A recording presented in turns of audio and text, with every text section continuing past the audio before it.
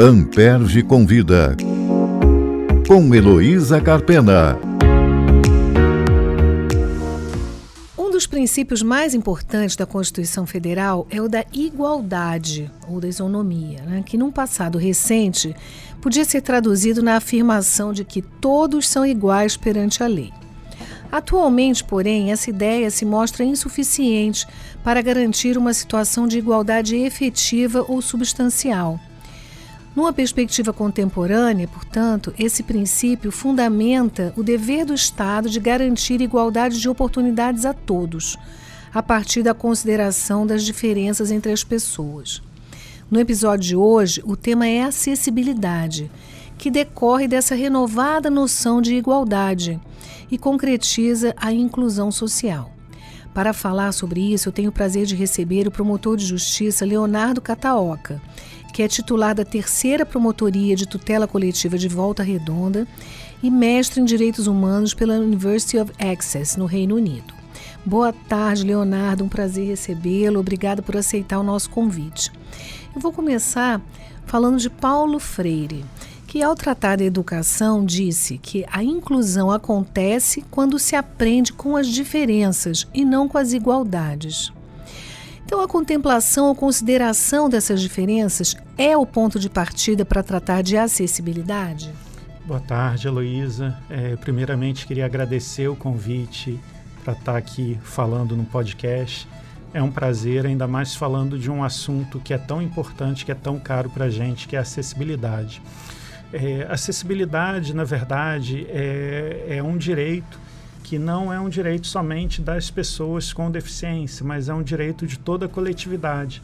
Até porque, mesmo em alguns momentos, por questões transitórias, a gente precisa ter uma cidade acessível, né? Até, por exemplo, quando a gente tem alguma questão de uma enfermidade, a gente sofre uma queda, tem uma fratura e que a gente necessite de transitar pela cidade. Nesses momentos a gente verifica que a acessibilidade não é um direito somente das pessoas com deficiência, mas de todas as pessoas, de toda a coletividade. Especialmente dos idosos, né? Sim. Todos nós seremos um dia, se Deus quiser. Sim, e até, na verdade, nós que somos pais, a gente percebe a importância da acessibilidade quando a gente tenta andar com uma cadeira de bebê pelas calçadas e a gente consegue verificar o quanto que as nossas cidades ainda não são acessíveis. E amigáveis, né? Não Sim. acolhem essas pessoas. Sim. Então, uma coisa está relacionada à outra. Você colocou a acessibilidade como um direito, né? Que com certeza é. Mas também é uma obrigação do Estado, né? E o MP, né, nós sabemos isso, nossas missões institucionais, tem por missão garantir a efetividade dos direitos sociais. Então, isso está incluído, né, no pacote de deveres que o Ministério Público tem que fiscalizar ou promover, enfim. Você está à frente de uma promotoria no interior do Estado, faltou, né, a gente destacar isso na sua apresentação. Eu falei Volta Redonda, uma comarca grande, né, no interior do Estado do Rio. E a sua promotoria, salvo engano, engloba também outros municípios ali daquela região. E você tem atribuição para cuidar desse assunto, né, dentre outros. Como você tem se desincumbido dessa tarefa? Na verdade, assim, a minha promotoria ela é uma promotoria que tem uma atribuição eminentemente prestacional. E dentre essas atividades prestacional está englobada a tutela coletiva dos direitos das pessoas com deficiência. E a gente tem essa atribuição em 7 municípios, né, do sul fluminense, desde Pinheiral até Itatiaia. E quando a gente assumiu a promotoria, a gente verificou que realmente há esse déficit histórico dos municípios, do poder público, no tratamento das questões de acessibilidade. E a gente optou pela estratégia de, num primeiro momento, judicializar a questão em relação a praticamente todos os municípios da região. A gente ajuizou ações civis públicas com pedido de condenação em obrigação de fazer consistente na realização de obras para garantia de acessibilidade em todos os prédios públicos e vias públicas dos municípios. E assim que a gente ajuizou essas ações, na imensa maioria delas, a gente conseguiu decisões liminares determinando que o poder público adotasse as providências necessárias para garantir a acessibilidade nos prédios e vias públicas. E nesse momento, a gente decidiu ajustar a estratégia para chamar os municípios para uma conversa, para buscar uma solução consensual, inicialmente através da celebração de termos de ajustamento de conduta, né?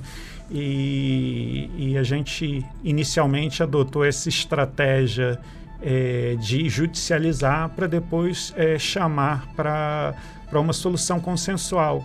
E essa estratégia, até o momento, ela tem se mostrado acertada, porque já conseguimos celebrar termos de ajustamento de conduta com 2 municípios da região, Porto Real e Coatis, em que os municípios, primeiramente, realizaram um diagnóstico de acessibilidade de todos os prédios públicos e realizaram projetos de rotas acessíveis nas principais vias da cidade. Aí, por exemplo, esses municípios verificaram qual era a rota para você transitar entre a rodoviária, entre a prefeitura, a Câmara Municipal, os principais bancos, né, que são municípios de pequeno porte, né, de população pequena. Então, foi fácil identificar essas rotas.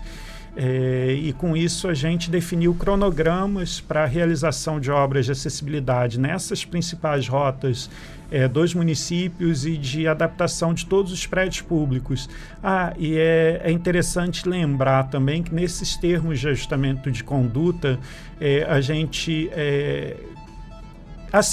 combinou com os municípios que eles, em todos os processos de licenciamento de novas construções comerciais ou multifamiliares e nos procedimentos de emissão de alvará de funcionamento de estabelecimento comerciais, que questões de acessibilidade fossem levadas em consideração para a emissão das licenças de construção e dos alvarás de funcionamento dos estabelecimentos comerciais. Então, com isso, acho que a gente conseguiu atingir tanto a questão do poder público quanto a questão dos estabelecimentos comerciais e dos empreendimentos multifamiliares nesses 2 municípios. E, nesse momento, a gente mantém tratativas com outros municípios da região e eu acredito que nos próximos meses, possivelmente, a gente consiga mais 2 TACs pelo jeito que as coisas estão encaminhadas. Então, assim, a nossa estratégia foi, nesse primeiro momento, judicializar, depois, com as liminares, chamar os municípios para uma solução consensual negociada. Eu vou te pedir para explicar um pouco para os nossos ouvintes o que é essa atividade prestacional. Nós temos falado muito sobre isso aqui no programa, mas é uma certa novidade, né? A gente pode dizer até que é um certo ineditismo, né, dentre as atividades do Ministério Público, né, essas que agora vêm se desenvolvendo em muitas áreas, né? Então, fala um pouco para a gente o que é isso e como você identifica onde estão os problemas, porque você está me dizendo que são 7 municípios, então é uma área geográfica grande, né? Com 7 prefeituras diferentes, quer dizer, os municípios, eu estou entendendo, né? São os réus nas ações que você propôs, mas você tem uma diversidade de realidades também, né? Porque cada um tem as suas especificidades. Então, como é que esse trabalho assim, no campo se desenvolve?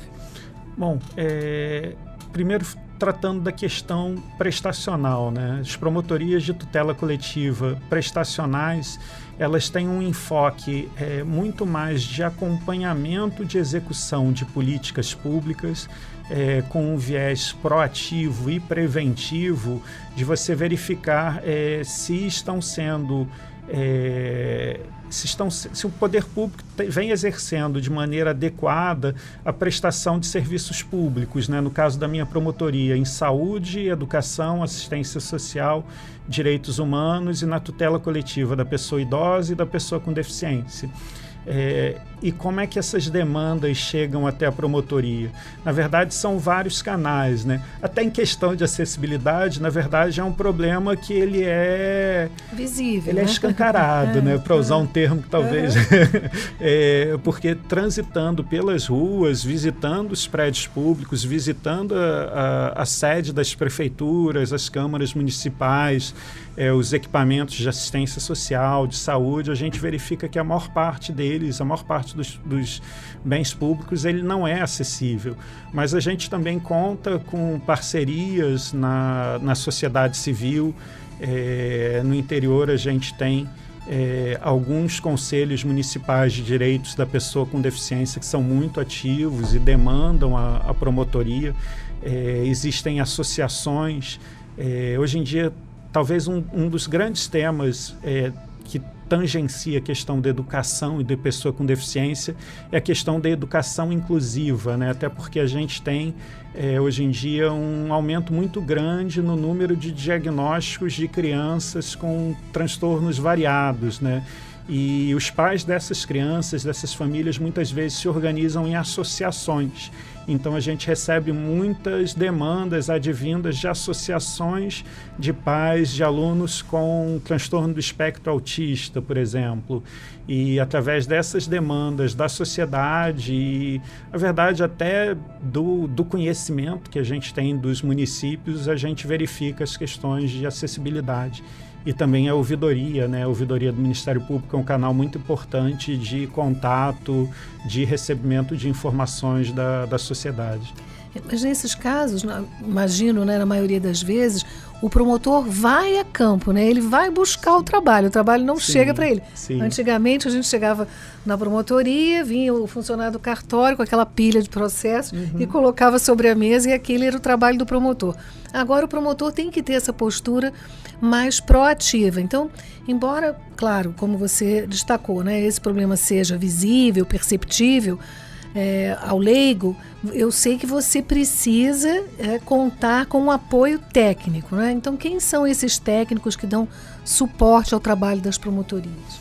Aqui, nesse ponto especificamente de acessibilidade, assim, a gente precisa registrar a importância do trabalho desempenhado pelo GAT, né? Já tivemos um episódio aqui no programa sobre o GAT. Quem não ouviu, vai lá conferir. E no tema de acessibilidade, nós temos 3 técnicos periciais, que são arquitetos e urbanistas, que realmente têm um conhecimento técnico muito amplo e têm uma atuação já reconhecida de muitos anos, até externa ao Ministério Público, em questão de acessibilidade. Eu brinco que quando a gente trabalha com acessibilidade, a gente quase que é imbuído de uma missão, né? Porque a gente trabalha na questão de modificação de uma cultura de muitas décadas, né? De políticas públicas, de construção de prédios, de uma sociedade que não se atentava para as questões de acessibilidade. Sim, essas pessoas eram invisíveis, na verdade, né? Eram esquecidas pela sociedade. E até interessante que hoje em dia as pessoas falam, mas antigamente, no passado, não tinha tanto aluno com TEA. Essas pessoas sempre existiram, né? Só que aí era aquele colega de sala, assim, né? Que era considerado diferente, que, enfim, às vezes sofria bullying, sofria uma exclusão, e hoje em dia essas pessoas são diagnosticadas e têm seus direitos respeitados, né? Sim, mobilidade é uma condição de inclusão social, né? Se a pessoa não pode se deslocar, como é que ela vai participar da vida comunitária, sem né? Dúvida, e de forma autônoma e tudo. Você já mencionou a relevância, né, do acesso aos bens e serviços públicos. Existe, então, do ponto de vista do Ministério Público, uma eleição de prioridades com relação a esses imóveis, ou as duas situações são cuidadas igualmente pelas providências que você pleiteia? Nós atuamos tanto em questão de bens públicos quanto em questão de bens privados. Até assim, um dos grandes casos de sucesso em termos de acessibilidade do Ministério Público brasileiro foi o TAC com a FEBRABAN, né? Através desse TAC, a FEBRABAN... Federação dos Bancos, isso, né? Federação Brasileira dos Bancos, se obrigou a realizar obras de acessibilidade em todas as agências bancárias do país. Então, todas as agências bancárias do Brasil, hoje em dia, são acessíveis, muito por conta desse termo de ajustamento de conduta que foi celebrado. Então, o Ministério Público é uma espécie de voz da sociedade nesses casos, né? Porque essa coisa de ser... Quer dizer, essa coisa não. Ele é o representante da sociedade, ministro Atos Carneiro, né? A famosa frase, o Ministério Público representa a sociedade. Nessas questões, então, o promotor, ele faz uma espécie de intermediação entre as demandas populares, né, e os órgãos públicos que são incumbidos dessa tarefa, no caso, os municípios. É correta essa conclusão? Sim, sim. E até em relação aos prédios públicos desses municípios da atribuição da promotoria da qual eu sou titular, a gente entendeu que esse caminho de obrigar os municípios a levar em consideração questões de acessibilidade nos processos de licenciamento de novas construções e de emissão de alvará de funcionamento de estabelecimentos comerciais como uma maneira que a gente conseguiria gerar um efeito, eu acho que é uma atuação com mais eficácia do que a gente ir acompanhando de maneira individualizada cada estabelecimento comercial, cada construção multifamiliar que fosse construída, a gente fazer isso através do poder público, através dos processos de licenciamento de construção e de emissão de alvará pelos municípios. Mas, independentemente disso, em alguns casos, a gente possui alguns inquéritos na promotoria que a gente acompanha questões específicas de edifícios, de shoppings, de restaurantes que chegam através da nossa ouvidoria. Mas a gente achou que, até porque o dever primário de fiscalização, de legalidade de estabelecimentos comerciais é do poder público, né, do poder público municipal. E eu acho que aí o Ministério Público ele tem uma atuação, evidentemente, mas eu acho que é uma atuação primordialmente subsidiária ao poder público. A gente atua quando o poder público se omite. Sim, como controlador, né? Sim. Mas imagino que você tem uma interlocução permanente com esses órgãos municipais. Sim, sim, sim. E as providências, então, são construídas, é isso? Sim. Na verdade, assim, até numa promotoria com esse cunho prestacional, numa promotoria em que você acompanha a qualidade de prestação de serviço público, eu acho que a gente precisa ter uma visão de Ministério Público que busque o diálogo, que busque a construção de soluções através do consenso, diferente daquela atuação. E assim, nos 16 anos de Ministério Público que eu tenho, eu percebi claramente uma mudança de postura na atuação na tutela coletiva, de uma atuação muito menos judicial para uma atuação, né, também. Para uma atuação muito mais negocial, através da construção de consensos e de uma atuação proativa. E eu acho que com isso a gente consegue ter uma atividade muito mais efetiva, muito mais resolutiva e que entregue um resultado melhor para a sociedade. Eu mencionei já em 2 momentos, né, que você é titular de uma promotoria do interior. E eu sei que você mora no interior, Sim. Quer dizer, você está em contato com essa realidade. O tema do trabalho remoto, né, que não é exatamente o tema Sim. do nosso episódio, mas agora eu acho que vem a propósito. Está muito em discussão hoje, né, mesmo no Ministério Público do Rio. Eu sei que há aí um levantamento, né, das opiniões dos membros sobre esse assunto. Então, eu queria que você me dissesse essa tua inserção na sociedade, né, daquele local lá onde você reside, né? É importante para o desempenho dessa tarefa? Sim, faz toda a diferença. Com certeza faz toda a diferença. Na verdade, a gente vivencia a realidade dos municípios nos quais a gente tem atribuição, né? E principalmente em questões de acessibilidade, caminhando pelas ruas, nos prédios públicos, você consegue, depois de um tempo apesar de não ser a nossa área de formação, depois de um tempo você começa a perceber se uma rampa tem declividade. Você vai virando um pouco arquiteto, né? Sim. Porque arquiteto, mestre de obras. A gente entra num banheiro, a gente já tem uma noção se aquele banheiro está de fato acessível, se simplesmente colocaram aquelas barras de maneira inadequada e vivenciar a realidade dos municípios nos quais você tem atribuição realmente faz diferença, principalmente na tutela coletiva e numa tutela coletiva prestacional, que você tem que ter uma perspectiva proativa, você não pode simplesmente reagir ao que chega externamente. Você tem que conhecer a realidade dos municípios e até conhecendo a realidade dos municípios, vivenciando a realidade dos municípios, a gente percebe que tem uma legitimidade muito maior quando a gente senta para trazer questões para os representantes do poder público, né? A gente percebe que há uma abertura muito maior quando um prefeito, um secretário municipal percebe que você conhece, vivencia a região e você traz uma questão, por exemplo, que precise ser ajustada num hospital, que precise ser ajustado na rede de educação, em uma questão de acessibilidade, a gente percebe que a gente goza de um grau maior de receptividade, até de respeito do poder público quando eles percebem que você está inserido dentro daquele contexto social. Muito bem. Parabéns pelo seu trabalho, Leonardo. Eu vou encerrar a entrevista convidando os ouvintes a acompanharem o podcast.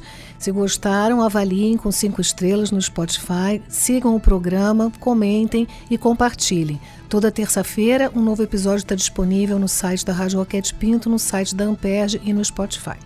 Muito obrigado, Heloísa. Foi um prazer. Amperge convida. Com Heloísa Carpena.